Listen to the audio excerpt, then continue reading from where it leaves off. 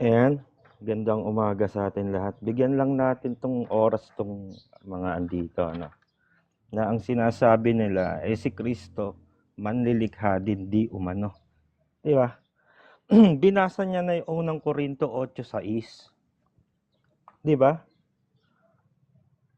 Sa ganang atin, may isang Diyos lamang, ang Ama, nabuhat sa Kanya ang lahat ng mga bagay. Do'n pa lang tapos na, tapos na. 'Di ba? Kahit ituloy mo 'yan to Wes, malinaw pa rin dun sa unang konteksto na ang Ama sa Kanya ang buhat ng lahat ng mga bagay. 'Di ba? Tapos pinagdidiinan mo sa pamamagitan niya. Alam mo ba ibig sabihin ng pamamagitan niya?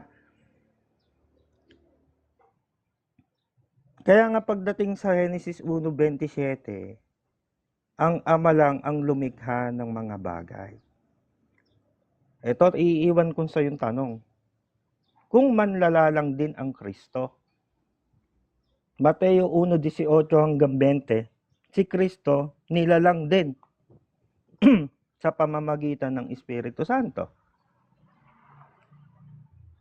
Sa makatuwid, meron kang kamanlalalang na nilalang. Di ba? Kamanlalalang ang Kristo, tapos nilalang ang Kristo. Ano yun? May Diyos kang nilalalang to, Wes. May Diyos kang pinapanganak to, Wes. Oh, come on to, Wes. Di ba? May Diyos kang pinanganak. May Diyos kang tinuli. May Diyos kang sanggol. Kalapastanganan sa Diyos yan to, Wes. Kalapastanganan. Puntahan natin ngayon si Mabuting Gawa sa Kawikaan na ginamit niya. Hindi naman kami, una sa lahat, mabuting gawa. Hindi kami tutol na ang Kristo karunungan. Pero, hindi karunungan sa paglalang. Karunungan sa pagliligtas.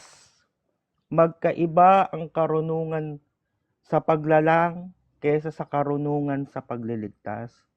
Tibay-tibayan nyo naman yung argumento nyo pagdating sa tunay na Diyos. Di ba? Ano ba naman tong mga to? Linaw-linaw na ng Biblia, pinalalabo nyo pa eh.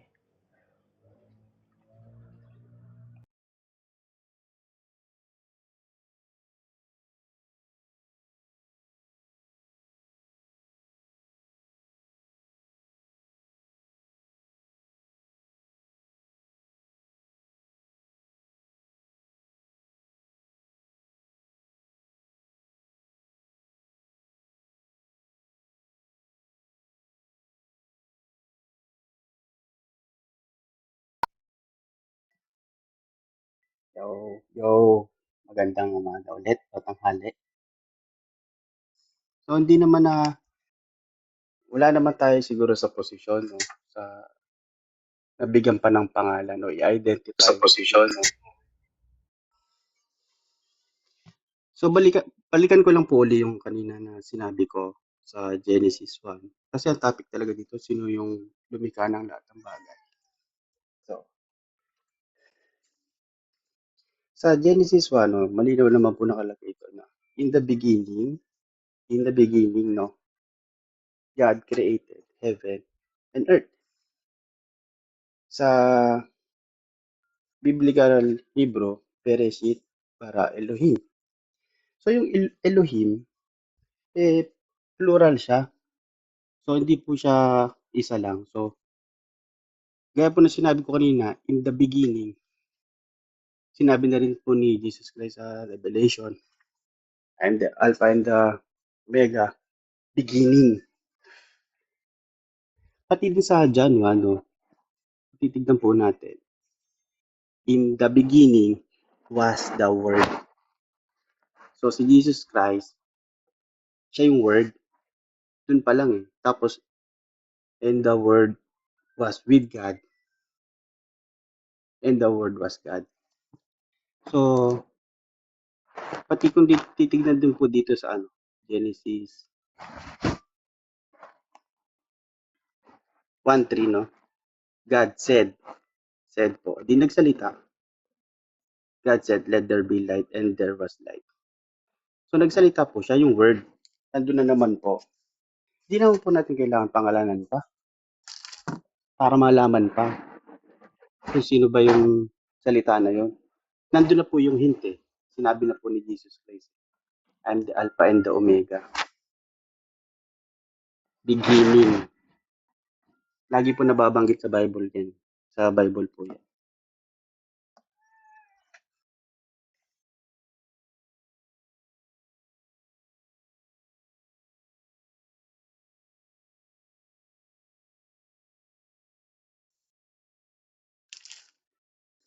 Pati kung idediretso po din natin kanina sa John 1:3, sinabi din po ng, ewan ko kasi yung nagsabi, all things were made through Him.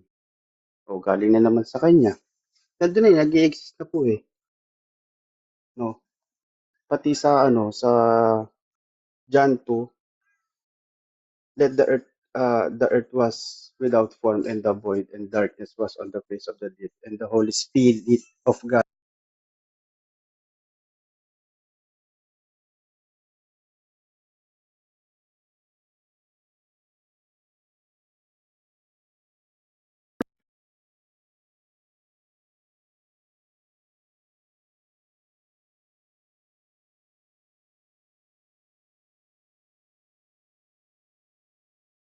Okay, ikaw na, Kuya Mabuting Gawa. Okay, salamat bro, salamat. Pagmasdan po natin yung aral ng dalawang INC mula kanina. Una, sinabi ni Controversy, tinatanong niya ako kung sino yung kawikaan. Tinatanong niya kung sino yung anak. Ngayon, sinagot natin yung letra for letra na ang sinasabi dun sa kawikaan na karunungan. Binasa natin letra for letra, Panginoong Yesukristo. E dinasagot natin. Ngayon, itong huling INC na nagsalita, wala daw siyang tutol, si Kristo yun. Parehas INC, hindi pala nila alam kung ano talagang stand nila. Yung isa nagtatanong, yung isa tinatanggap niya si Kristo yun.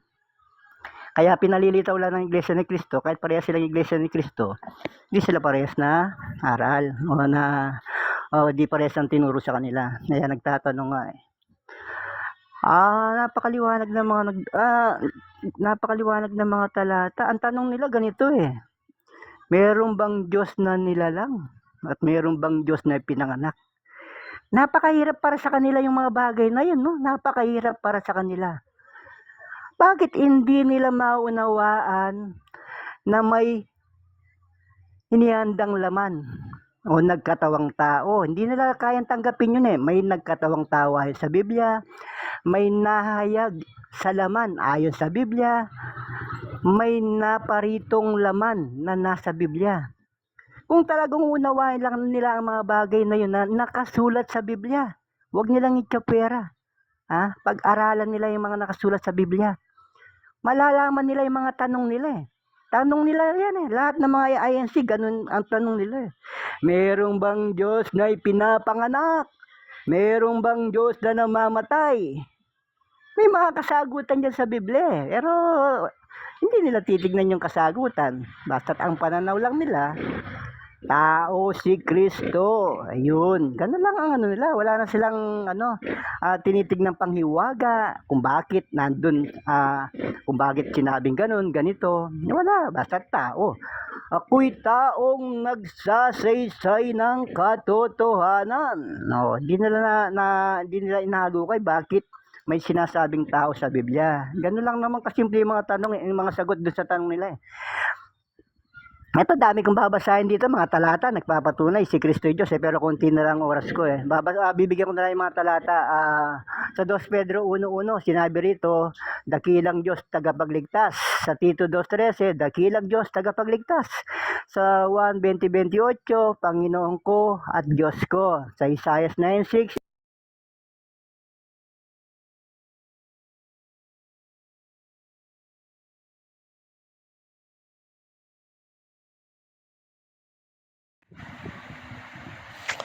Ayun, so hinahanap ko pa rin yung kasagutan doon sa Roma 11:34 hanggang 36 kung saan binabanggit doon yung Panginoon. Yung sa 34, na-quoted yan doon sa Isaiah 40, ang talata ay 13. So yung Panginoon doon ay si Yahweh. At binabanggit doon na ganito, sapagkat sino ang nakakaalam ng pag-iisip ng Panginoon o sino ang kanyang kasangguni o sino ang nagbigay ng una sa kanya at siya hindi babayarang muli sapagkat kanya at sa pamamagitan niya at sa kanya ang lahat ng mga bagay. Sumakay niya nawa ang kaluwalhatian, magpakailanman siya nawa. So kung binabanggit ng talata, yung word na dia rito ay yung Greek word na dia, sa pamamagitan niya ang lahat ng mga bagay. Sino ang lumikha ng lahat ng bagay? Kung sa pamamagitan niya ginawa ang lahat ng bagay. So, yun ang tanong ko na dapat masagot. And then, ang sinasabi nga natin doon sa Hebrews 1:3 na siya'y umaalalay sa lahat ng mga bagay, itong kanyang anak, na sinasabi naman doon sa Colossus 1:17, Colossians 1:17, ang sabi doon kasi, at siya una sa lahat ng mga bagay at ang lahat ng mga bagay ay nangabubuhay dahil sa Kanya. So, kung wala itong kamanlalalang ng ating Diyos, ay walang mabubuhay dahil sa Kanya nabubuhay ang lahat ng bagay. So, kung mapapansin natin na yung word na dia ay ginagamit din pala sa ating Diyos, Yahweh. Kaya nga, ang tanong lamang doon, mga kaibigan, ay kung sa pamamagitan niya lahat ng mga bagay, sino ang lumikha ng lahat ng bagay? Yun lang, Kuya viewer.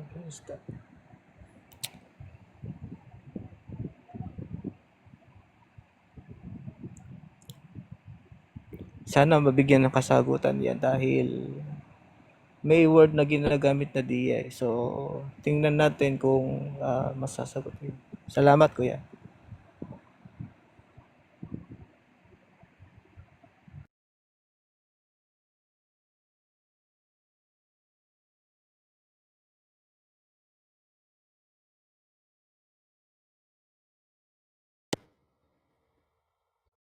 Okay, ginagamit tong Proverbs 8:27.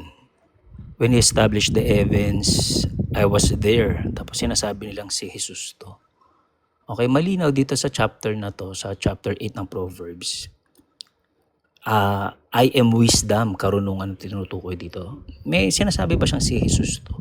Ano ba ibig sabihin ng Proverbs of Solomon? Okay, kawikaan, kasabihan. Okay, hindi siya propesiya. Okay, hindi siya nagpa-prophesy. Okay, so sa chapter 8, tinukoy niya, ang sinasabi niya, I am wisdom. Okay, so yung karunungan yung tinutukoy dito. O, basahin natin yung next chapter. Okay, ngayon yung wisdom, ginamitan niya ng pronoun na pambabae. Wisdom has built her house. She has honed her 7 pillars. She had prepared meat. She had sent her maidens. Okay, babae nga ang pantukay niyo dito eh. Hindi siya nagpa-prophesy, okay? Nagsasalaysay lang siya tungkol sa karunungan. O, sabi niya pa, give a wise man and he will become wiser. The beginning of wisdom is the fear of Yod-A-Vav-A. Okay, nagsasalaysay siya lang siya dito, hindi siya nagpa-prophesy. Okay, tuloy natin sa chapter 10. A wise son makes his father happy. Okay? An intelligent son gathers in the summer. Okay. Wala, dinidiscuss niya lang. The wise-hearted takes commandments. Wala siyang sinasabing si Jesus to. Okay, kasabihan nga to eh. Hindi siya nagpa-prophesy. Wisdom is found in the lips of the understanding. Wise men store up knowledge. Wala siyang kinikwentong prophecy to. Nagkikwento siya kung anong karunungan. Okay, anong kasunod pagkatapos niyan? Magdi-discuss naman siya ng katuwiran. The righteousness will straighten his way. The righteousness of the upright will save. Okay, a righteous man is extricated from trouble. Hindi siya nagpa-prophesy dito. So, simula sa 8 to 10, okay, nagdi-discuss siya ng karunungan. Pagdating sa 10 to 11, etc., dinidiscuss niya ang katuwiran. Okay, ngayon buta naman natin yung salitang Elohim. Okay, yung Elohim hindi yan plural. Okay, depende sa paggamit ng Hebrew Israelite. Ginamit yung salitang Elohim kay Chino sa kay Dagon, pero iisa lang yun. Okay, ang ibig sabihin ng Elohim, number 1, Diyos, number 2, hukom, number 3, anghel. Depende sa pagkakagamit nila. Mamaya natin ulit i-discuss pag may oras.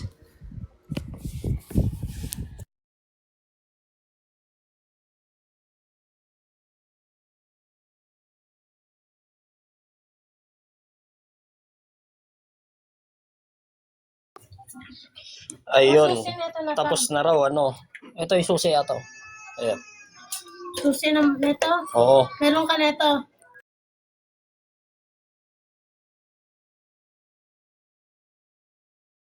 Ano lang? Ayun, sabi kanina ni M. Donut, tapos na raw. Natural. Matatapos talaga ayon sa kanya. Kasi hindi naman niya tinapos yung basa. Kaya nga INC, incomplete ba? Binabasa lang niya sa 8:6 ng unang Korinto. Ito lang. So, ang daming nakasulat Pero ito lang yung binabasa. Subalit para sa atin ay iisa lamang ang Diyos, ang Ama na lumikha ng lahat ng bagay. Tapos na raw. Hindi tinapos ng basa. Malinaw yung kasunod At tayo'y nabubuhay para sa Kanya. Iisa ang Panginoon, sino? Si Jesucristo. At sa pamamagitan niya'y nilikha ang lahat ng bagay. At sa pamamagitan din niya'y nabubuhay tayo. Kaya kaming mga Katoliko, hindi naman namin tinututulan dito na yung Ama lumikha ng lahat ng bagay. Kundi ang aming tinututulan dito, yung sinasabi ninyo, na hindi ang Anak at ang Espiritu Santo kasama sa paglikha ng lahat ng bagay. Ang paniniwala namin, ang Ama, ang Anak at ang Espiritu Santo ang siyang lumikha ng lahat ng mga bagay.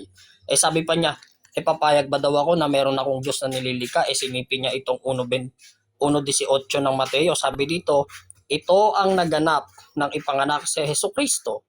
Si Maria na kanyang ina at si Jose ay nakatakda ng magpakasal. Ngunit bago sila makasal, nagdadalang tao na si Maria sa pamamagitan ng kapangyarihan ng Espiritu Santo. Ang konklusyon, yung Diyos daw ang nilalang, mali. Kaya nga sabi dito ito ang naganap ng ipanganak si Jesucristo. Ibig sabihin, ito ay tumutukoy sa pagkakatawang tao na ni Kristo. Yun ang nilikha ng Diyos. Kaya nga sabi kanina, diba, inihandang laman, nagkatawang tao. Kaya yung nilikha ng Diyos sa pamamagitan ng Espiritu Santo ay yung katawang lupa at hindi yung pagka-Diyos ng Panginoong Jesucristo. Kaya nga dapat lagi nating itutuloy ng basa, hindi natin pinuputol. Para hindi tayo matulad dito kay M. Donut na INC sa college incomplete. Kaya mga kapatid kanina yung mga kasama ko dito hindi Katoliko, pinaliwanag yung talata, pero sila yung mga INC tinututulan nila yung talata.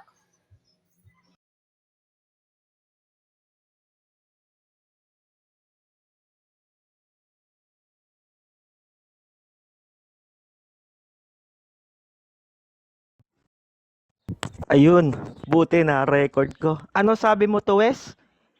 Hindi ang nilikha, yung pagka-Diyos. Aray ko. Itutuloy ko pa ba to? Hindi nilikha ang pagka-Diyos, kundi yung pagkakatawang tao. Tapos, unboxing. Sa bibig mo nang galing yan, naka-record ako. Diba? Okay. Okay na yan. Tuloy natin. Genesis 1:26. Sinasabi nyo, Trinity. Ito proof. Babasa ako ng referensya. Systematic Theology by Albert Horp, Grand Rapids, Michigan. Page 85 to 86. Search mo Search mo yung yung libro. Proof for the Trinity has sometimes been found in the distinction of Jehovah and Elohim, and also the plural Elohim, but the former is entirely unwarranted, and the latter is say that the least very dubious Rothenberg still maintained in his work on the Trinity in Israel God's Brief. It's far too plausible that the passage in which God speaks of himself in the plural, Genesis 1:26, 11:7, contain an indication of personification in God. Kaya nga yung Elohim always used in the singular when it refers to the true God. True God. Singular. Walang kasama. Hindi plural.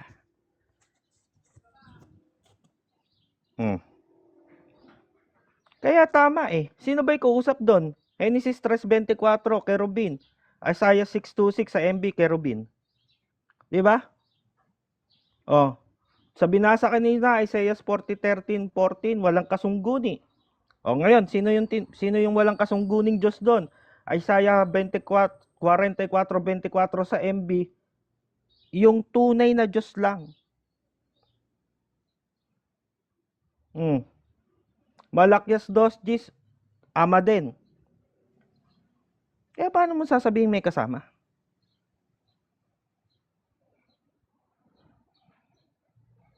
Yung kausap doon, Genesis 3:24, Isaiah 6:26, Anghel Kerubin.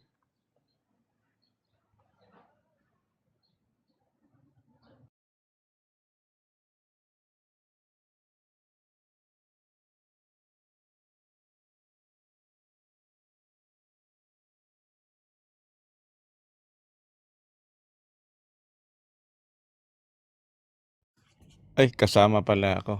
Okay, so magandang gabi muli sa mga kapatid natin na nasa maling pananampalataya.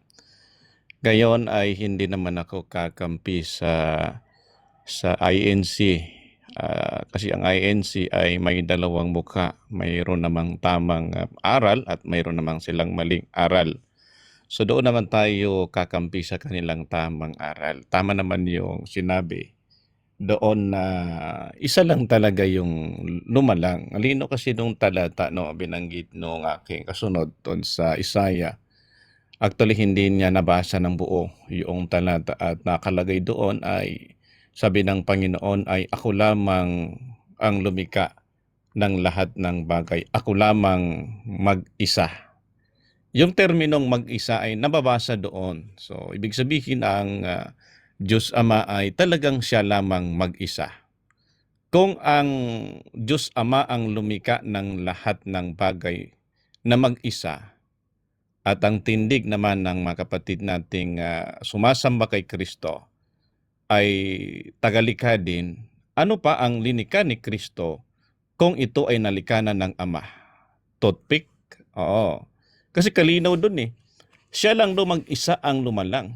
Ngayon ay isisingit mo ngayon si Kristo na siya ang kasama siya doon sa manglalang. So parang hindi naman kapanipaniwala yon mga kapatid. No? So sa puntong ito ay, teka lang umalis na yung mga kapatid dating INC. Nako, so sa puntong ito ay aanib ako sa, ibig sabihin doon sa kanilang pananampalataya na talagang isa lang yung Diyos. Kasi kung sasambahin natin ng Diyos na si Kristo kuno, talagang mahirap po yun kasi si Kristo, sabi nga nila ay nagkatawang tao.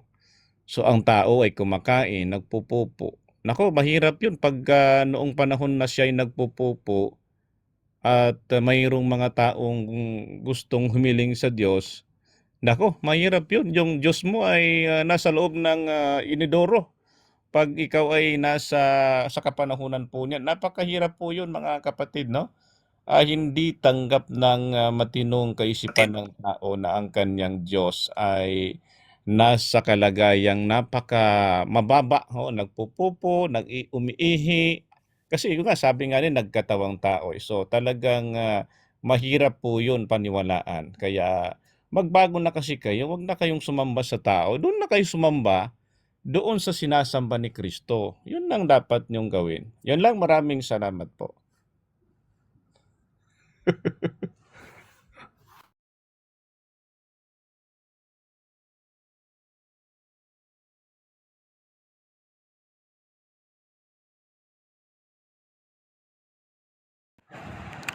Ayun. So, parang hindi nasagot yung aking katanungan kanina.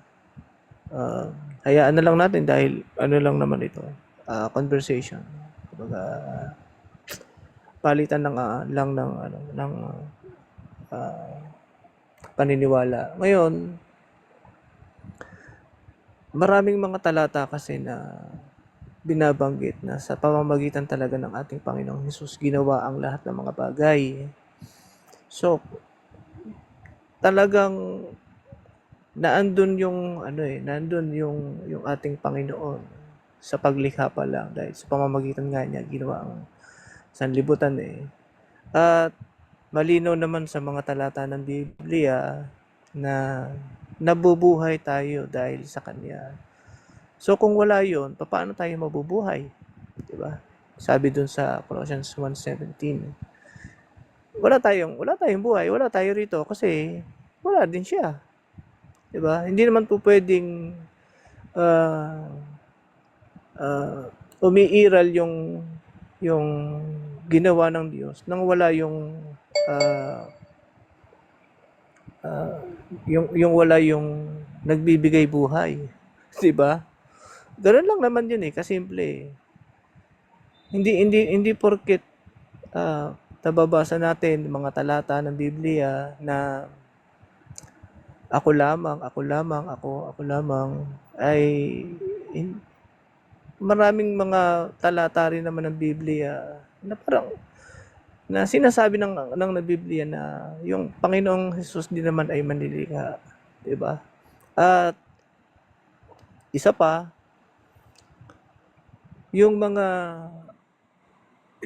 kasi ang pinag-uusapan yung creation Ano nangyari kasi, napunta dun sa Godhead, which is parang ayoko naman sumabay sa mga ganong argumento. Kaya gusto ko lang mag-stick dun sa paksa na sino yung lumikha ng lahat ng bagay, di ba? At wala naman tayong tutol na lahat ng bagay ay nagmula sa Diyos Ama, di ba? Sabi dun sa 8:6 ng unang Korinto. Pero alam mo 'yon, kumbaga sa may-ari ng bahay, di ba? Parang sa akin lahat ng bagay, di ba? Pero ito yung gusto kong gawin, ganyan. At meron siyang katuwang doon, which is yung karpintero, na sa pamamagitan ng karpintero niyon magagawa lahat ng gusto ko. Yun lang.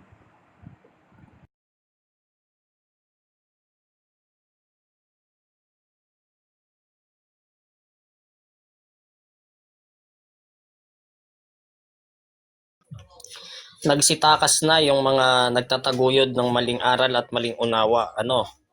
Ayaw na yata nila makipagtalastasan, ayaw na makipagsagutan.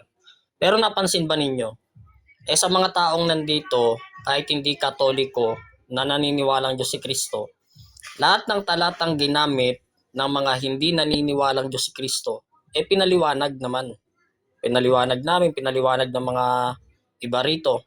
Pero yung ginagamit naming talata, hindi pinaliwanag ng mga INC. Hindi rin naman pinaliwanag ng isang Muslim na nagsalita kanina. Bagkus, nilabanan yung talata. Tapos, pinutol pa. Kaya ang sabi ni M. Donat kanina, tapos na raw. ang usapan. Tapos na raw yung boxing. Dahil sinabi ko raw na yung nilikha ng Diyos ay yung laman. Anong natapos doon? Walang natapos doon. Totoo naman na yung laman, yung pagkakatawang tao, nanggagaling yan sa Diyos. Nililikayan ng Diyos. Hindi nila alam. Hindi kasi nila alam ang karunungan Sabi nga sa kawikaan kunin mo ang karunungan dahil ito ang pinakapangulong bagay. At alam niyo ba mga kapatid ang lahat ng mga bagay dito sa daigdig, nakikita at hindi nakikita, nilikayan ng Diyos. Nilikayan sa pamamagitan ng kapangyarihan at karunungan ng Diyos. Sino ba yung karunungan at kapangyarihan ng Diyos? Unang Korinto 1:24, si Kristo ang karunungan at kapangyarihan ng Diyos.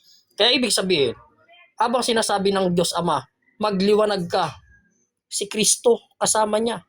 Si Kristo yung kanyang kapangyarihan Si Kristo rin yung kanyang karunungan. Nung sabihin ng Ama, magkaroon ng tao o magkaroon ng mga hayop, magkaroon ng mga lumilipad, magkaroon ng mga lumalangoy, si Kristo kumikilos din sapagkat si Kristo ang karunungan at kapangyarihan ng Diyos. Ang sabi ng Muslim, paano raw yan? Si Kristo raw tumatae. Paano daw kapag nananalangin, tumatae pa yung Diyos? Paano rin yan? Bagamat wala na siya, sasagutin natin Paano rin yan pag tinawag ka ng call of prayer ninyo, yung tinatawag na bang, saktong 3:00, tapos tumatae ka, di doon ka tutuwad sa CR mo. Kaya yung mga ganyang argumento, mga mahihina lang yan. Kapag binalik namin sa inyo, kayo lang din ang masasaktan. Kaya nga sa Quran walang nakasulat sa Quran letra por letra na hindi Diyos si Kristo. O kung sinong Muslim ang makarinig umakyat dito, bumasa ka ng talata ng Quran ninyo na hindi Diyos si Kristo, hindi maaaring lumika ng bagay si Kristo. Walang ganon na tinuro si Muhammad ninyo. Kaya ibig sabihin, hindi kayo natupad, hindi nyo sinusunod ang turo ng Quran ninyo. Nagkampihan pa talaga ang Iglesia ni Manalo at Islam ni Muhammad.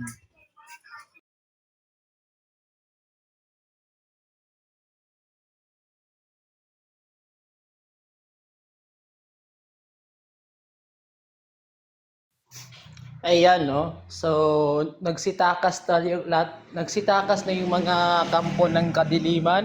Although kung ako ang tatanungin, ang laban kanina, sulpot versus sulpot Pero para sa akin, doon talaga ako manindigan. Doon sa nagsasabi talaga na si Kristo'y Diyos, no? Kasi ang paniniwala ko naman, si Kristo talaga ay Diyos. Kahit na sabihin natin ang nag-uusap kanina pa, mula pat kaninang umaga ay kapwa sulpot o kapwa mali, siyempre doon tayo kakampi sa pagka-Diyos ni Kristo. Ngayon, itong mga tatlong kulay na ito, na itong Iglesia ni Manalo na ito, ay, kung halimbawa, kung tatanungin natin... Sagutin mo muna yung paksa. Sagutin mo muna yung paksa. Hindi, isasagutin ko yung kayano kanina, ayun nga, yung pagka-Diyos. Ayun, no? So, yun nga, pambira, nawala ako sa sarili. Pambira kami, Miristaw. Yun nga. So, Paksa muna, tsaka ka bumanat para ikaw pa walang stand Hindi pa nalig stand mo dyan ano stand, saan ba? Sino ang lumikha ng lahat ng bagay? Ang Ama, syempre, bro. Yun lang naman yung Ayun, yun yung sagot ko. Okay, sige, banat. Yeah. So, ayun nga, kung tatanungin natin itong mga iglesia ni Manalo na ito, na sino yung tinutukoy sa 4:4 ng 2 Korinto na Diyos, ang bilis nilang sumagot niyan. Sasabihin nila kaagad, si Satanas yung tinutukoy na Diyos dyan, no? Pero pag si Kristo ang tatanungin mo about sa pagka-Diyos, ayaw nilang tanggapin. Kaya itong mga iglesia ni Manalo na ito, matindi ang galit nito kay Kristo. Tama yung sinasabi ni Soriano noon sa isa niyang video. Tinatanggap nila na si Satanas ay Diyos ng sanlibutan, pero si Kristo ayaw, no? Kahit na sabihin nating pareho kapwa sulpot ang naglalaban kanina, pero doon ako kakampi, syempre. Uulitin ko, doon ako kakampi sa panindigan na si Kristo'y Diyos, no? Yan.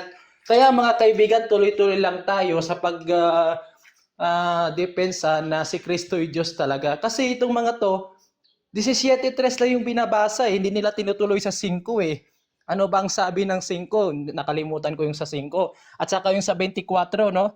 Sabi doon sa 24, sapagkat ako'y iyong inibig bago pa natatag ang sanlibutan. Bago pa tinatag ang sanlibutan, inibig na ng Ama si Kristo. Tapos sasabihin mo ngayon, bago lang siya umiral kay Maria lang. Nako, engot talaga itong mga iglesia ni Manalo. Oo. Yun lang, maraming salamat. So para sa'yo, Pepsi, hindi kasama yung anak doon, yung ama lang ang lumikha. Kasi sabi sa Genesis 1:26, lalangin natin. So kasama bro, yun. Ayun, nakala ko sabi mo kasi ama eh. Ama lang eh. So next naman tayo kay Kuya Emmet.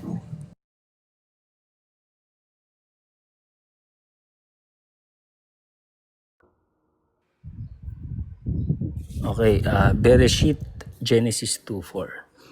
This is the account of heaven and earth when they were created. When Yod-A-Vav-A Elohim created heaven and earth. Okay, malinaw, nagpapakilala na. Ngayon, meron tayong Proverbs of Solomon, meron tayong Psalms of David. Okay, kasabihan, kawikaan ni Solomon, at awit ni Daud, ni David. Ngayon, ano ang meron ng Diyos? Anong meron si Yod-A-Vav-A? Meron siyang Torah. Okay, so makikita niyo, no? Sa Hudyo, sa Muslim, sa Kristiyano, tinatanggap nila yan. Meron yan dyan nagsimula lahat. Ngayon, dito binabasa natin sa Torah. Sabi ng Diyos, yan ang pagbabasihan natin na ng gold standard. Ngayon, sabi ng Diyos, Yod-A-Vav-A, this is my name forever, from generations to generations. Okay? Ngayon, yun ang pagbabasihan natin. Ngayon, may mga lalabas dyan ng mga tao. May mga propeta at kung sino-sino pa. Titignan natin kung ano yung sinasabi nila. Kung tugma ba to sa sinasabi ng Creator. Ngayon, titignan mo all throughout yung mga prophets, iisa lang pangalan na binabanggit niyan. Call on the name of Yod-A-Vav-A and you shall be saved. Yun ang magiging batayan natin, yung salita ng Diyos. Ngayon, pag mayroong nagsulat at taliwas ang sinabi sa Torah ng Creator, okay, false teacher yon, false prophet. Ganun kasimple ang batayan. Ngayon, sa Torah, sabi nga dyan, no, yung Creator lang ang Diyos. Okay, sabi sa Jeremiah, Yod-A-Vav-A is the true living God. Ngayon, sabi doon, yung mga peking Diyos namamatay. Ngayon, meron ka bang Diyos na namatay? Ibig sabihin, hindi yun si Yod-A-Vav-A. Hindi siya ang Creator. Ngayon, puntahan natin yung Genesis 1:26. Isama natin yung 27. Sabi doon, let us make man. Meron dong us. Sino tong us? Pag binasa naman natin yung kasunod na verse, yung Genesis 1:27, malinaw doon kung sino yung naglilikha. Okay, basahin natin yung 27, no? So Elohim created mankind in His, singular lang yung His, isa lang gumagawa, own image. In the image of Elohim, He, singular, created them. Male and female, He, singular pa rin, created them. So isa lang yung Creator. Ngayon, sino tong us? Okay, basa tayo, usad tayo konti. Sabi doon, they have become one of us. Sino kausap ng Creator? Ngayon, usad ulit tayo, sabi ng Creator sa Torah ni Babel. Let us go down. So, sino yung kinakausap niya? Ngayon, sa umpisa pa lang, makikita mo bukod sa tao, meron siyang anghel. Anghel ang kausap ng Diyos.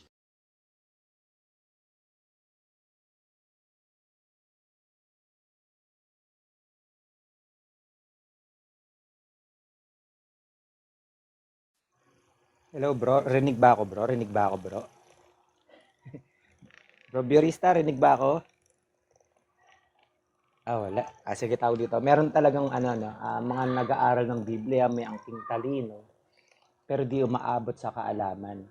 Pag nakabasa ang Diyos lamang ang lumikha mag-isa, kino-considered nila agad. Yung Father, kahit wala namang binanggit, tandaan natin ang gada talata ay may konteksto para malaman natin kung sino yung tinutukoy. Kasi ine-echepwera nila yung the Son at the Holy Spirit. Nang mababasa naman sa Genesis 1:2, na ang Espiritu ng Diyos ay kumikilo sa ibabaw ng tubig. Di ba? Tapos sa Hebreo 1:10, ang speaker dito ay ang Ama at ang sinasabihan ay anak at sinabi pa, ikaw o Panginoon ang naglagay ng saligan ng lupa sa pasimula at sa langit ay gawa ng iyong mga kamay. Yan na nga, malinaw na nga. Kaya pagdating sa Genesis 1:6, kung mapapansin mo, let us make. As, may kausap. Diba? Pero wala naman nagsasabing tatlo ang Diyos. Masyado kasing strawman yung mga kulto, lalo na yung mga sumulpot, na kapag ka sinabing Diyos Ama, Diyos Anak, Diyos Espiritu Santo, ini-strawman nila. Sinasabi nila, tatlo pala Diyos nyo, malinaw na nga, iisa. Talaga naman iisa ang Diyos, pero uunawain nyo yung talata. Kung ano yun, di ba? Kaya nga Elohim plural. Ang simple lang Tapos may nagsasabi, anghel. Kailan ba naging creator ang anghel? Created being lang din naman ang anghel. Konting lang naman yan. Hindi mo na, kahit di ka na mag-aral, magbasahin mo lang yung mga talata May mga nagpapakita na lumilikha ang Ama, may pinapakita lumilikha yung Anak, may pinapakita lumilikha yung banal na Espiritu. So, simple lang yun. Kaya pag nakabasa ka ng iisang Diyos, tumutuko yun sa tatlong persona. Tapos sabihin, wala naman Trinity nakasulit sa Biblia. Wala naman. Di ba ganun ang argumento ng mga sulpot? Bakit yung free will? Naniniwala kayo sa free will? May nakasulat ba niyan? Simple Pinahihirapan niyo masyado sarili niyo, makatuto lang kayo sa tunay na tinatag na simbahan ng Panginoong Hesukristo. At kahit saan history niyo hanapin yan, sa world history, iisang pangalan lang ang lalabas diyan kung ano yung tinatag na simbahan ng Panginoong Hesukristo. Kaya maraming ligaw-ligaw Kasi ayan may aral kinokontra pa. 'Di ba? Para lang makapag-market, makakuha ng mga mangmang nakaanib dun sa tunay na simbahan para madala dun sa kamalian. Kaya natupad talaga ang kasulatan ng Mateo 24:24, lalabas ang mga bulaang mangangaral at marami ang maililigaw, pati mga nahihirang maililigaw. Simple, pinahirapan sarili.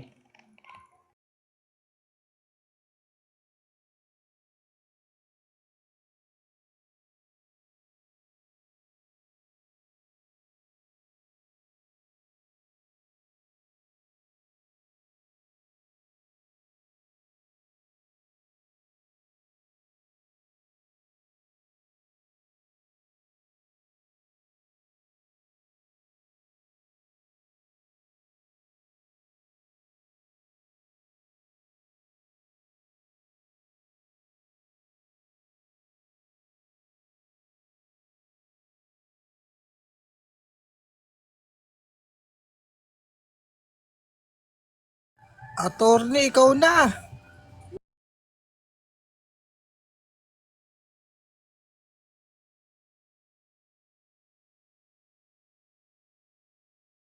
Oy, attorney. Hindi ka nagsasalita.